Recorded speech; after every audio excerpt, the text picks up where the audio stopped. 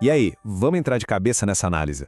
Hoje o papo é sobre um procedimento onde o risco é altíssimo e a precisão, bom, ela tem que ser absoluta. A drenagem torácica veterinária. Para entender a dinâmica frenética de uma sala de emergência, a gente precisa pensar nos pulmões basicamente como uma câmara de vácuo biológica. Sabe, enquanto aquela pressão negativa estiver lá, a respiração simplesmente acontece. Mas e quando esse vácuo quebra? É exatamente no meio desse caos absoluto que a equipe veterinária entra em ação. Fazer uma intervenção mecânica dessas é uma verdadeira corrida contra o relógio. Exige um sangue frio enorme, uma engenharia anatômica perfeita e, claro, muito conhecimento técnico.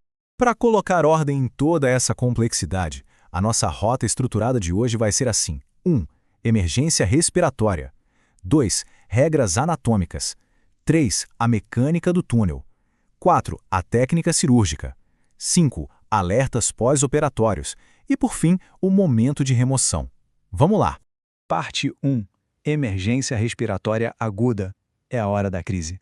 72% é um número bem assustador, não é? Pois é, essa é a prevalência de traumatismos torácicos em pacientes que sofreram trauma contuso, de acordo com a literatura. O que isso quer dizer na prática? Que a chance de um animal atropelado ou que caiu de uma grande altura precisar de uma intervenção respiratória na mesma hora é gigantesca.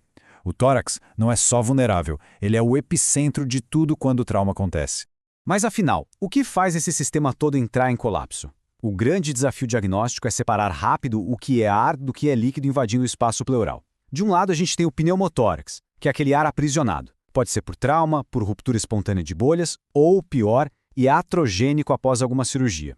Do outro lado, as efusões, que são os líquidos, inflamatórios ou infecciosos. Mas tem um detalhe clínico crucial aqui, a exceção do piotórax. Se o líquido for muito denso, muito viscoso para fluir livremente, a regra é fazer uma drenagem parcial antes, usando só agulha ou um catéter mais grosso. Só depois é que a gente pensa em passar o dreno tubular definitivo. É pura adaptação estratégica.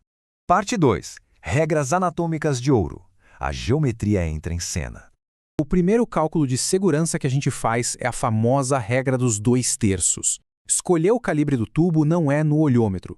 O diâmetro do dreno precisa ocupar exatamente 2/3 daquele espaço intercostal, variando, claro, com o peso do paciente. E por que isso importa tanto? Se o tubo for grosso demais, vai causar uma dor absurda e necrose nas costelas. Se for muito fino, vai entupir em 5 minutos e não vai servir para nada. É achar aquele ponto de equilíbrio perfeito da física. E saber o tamanho é só metade da batalha. A outra metade é saber onde entrar. Se a gente dividir o tórax em 3 zonas verticais, a coisa fica clara. A zona dorsal, lá perto da coluna, é um verdadeiro campo minado com o mediastino e vasos vitais. A zona ventral, lá perto do externo, esconde a artéria torácica interna, e encostar ali é pedir para ter uma hemorragia massiva. Então qual é o alvo? O terço médio. É a única via de acesso 100% segura, na mosca. Parte 3. A mecânica do túnel seguro. Construindo uma barreira de proteção. Criar um túnel subcutâneo tem um propósito simplesmente brilhante. Na prática, é um caminho oblíquo por baixo da pele que funciona como uma válvula mecânica unidirecional. A gente faz esse esforço extra justamente para conter desastres. Pensa bem, se o animal se debater ou se o dreno for arrancado sem querer, esse trajeto de pele colapsa sobre ele mesmo na hora. É um sistema de segurança nativo que impede o ar ambiente de invadir o tórax e causar um final fatal. E como é que a gente desenha esse túnel? Basicamente, a gente mapeia um trajeto bem específico. O ponto A, que é a incisão só na pele, é feito lá no 10º espaço intercostal. Daí, a gente vai dissecando por baixo da pele até chegar no ponto B, no 8º espaço intercostal, que é onde a gente fura a pleura de fato. Esse recuo de 2 espaços intercostais é que cria aquela angulação oblíqua salvadora. Parte 4. Técnica de inserção cirúrgica. A hora da verdade. O procedimento todo é um balé mecânico em 4 movimentos rápidos. 1. Incisão na pele, abrindo o caminho. 2. Tunelização pelo espaço subcutâneo. 3. Penetração pleural, que é a hora crítica de invadir o tórax. E 4. Inserção do dreno, selando o sistema para devolver aquela pressão negativa. É vapt-vupt, não dá para hesitar. A progressão desse movimento é fascinante. Logo depois do corte da pele, a pinça curva de Rochester-Pian entra para fazer o trabalho pesado. Ela avança no sentido cranial, empurrando o tecido de forma romba, ou seja, sem cortar nada, até chegar no 8º espaço. Aí, com um golpe firme, seco e perpendicular, a gente atravessa a pleura. Imediatamente, a pinça é aberta lá dentro e o dreno é enfiado no meio dela, direcionado para frente e para baixo. É uma manobra que exige confiança total. Com o dreno no lugar, imobilizar esse tubo vira a prioridade número 1. A sutura clássica que a gente usa é a técnica bailarina, que o pessoal também chama de ponto chinês ou sapatilha. O fio cruza travando o tubo contra a pele de um jeito brutal. Pensa comigo, se o dreno entrar 1 milímetro a mais, pode machucar o pulmão. Se escorregar para fora, a gente perde o túnel e perde o vácuo. Esse nó é o que garante que nada saia do lugar.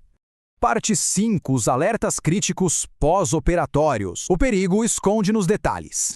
É agora que a gente vê a linha fina do sucesso. Uma drenagem que dá certo significa um pulmão expandindo, o animal respirando com calma. Mas qualquer descuido no manejo e a gente convida o pneumotórax iatrogênico para a festa. Se uma conexão afrouxar ou se alguém esquecer uma torneirinha aberta, o dreno, que foi colocado lá para salvar, começa a chupar ar da sala direto para o tórax. É literalmente um detalhe de vedação que pode custar uma vida. E a gente precisa falar sobre a aspiração perigosa, que é um risco silencioso. Na hora de puxar o líquido ou o ar, se a gente colocar muita pressão negativa na seringa, o tecido pulmonar, que é super delicado, pode ser engolido pelos buraquinhos do dreno. Imagina o estrago. Isso causa trauma direto, falta de sangue no local, necrose e até fístulas respiratórias. Querer drenar rápido demais acaba mutilando o pulmão por dentro. Calma é tudo. Parte 6. O momento perfeito de remoção. Sabendo a hora de parar. Tem um conceito sensacional aqui chamado efeito corpo estranho. O tubo de plástico não pertence ao corpo. O simples fato dele ficar raspando na pleura causa irritação e faz o corpo produzir líquido. Ou seja, esperar que o volume drenado chegue a 0 ml é um erro gigantesco. A ciência já estabeleceu uma linha de base. A irritação normal produz uns 2,2 ml por quilo ao dia. Quando a produção do paciente cai e trava exatamente nessa marca basal, é o corpo avisando, beleza, o problema original acabou, o resto é só o dreno incomodando. É a deixa fisiológica perfeita para a gente tirar o tubo. E tirar o dreno também não é bagunça, é mais um processo de 4 passos. Corta aquele ponto bailarina, faz uma tração super rápida de uma vez só, para não dar tempo de o ar entrar, fecha a pese na mesma hora com 1 ou 2 pontinhos simples e manda a pontinha do tubo para o laboratório para fazer cultura. Prevenção até o fim. Chegando ao fim dessa nossa jornada de hoje, a gente para pensar. Quando a gente vê todo esse trabalho para criar túneis valvulados, acertar aquele espaço milimétrico entre as costelas e respeitar os limites de irritação da pleura, fica evidente que na emergência não tem espaço para improviso. É impressionante como a vida de um paciente muitas vezes depende puramente de vetores mecânicos, vedações bem apertadas e pressões invisíveis. Toda essa coreografia da cirurgia serve para devolver algo tão simples e tão fundamental quanto o fôlego. Fica aí a reflexão de como a mecânica e a biologia andam de mãos dadas para salvar vidas. A gente se vê numa próxima análise.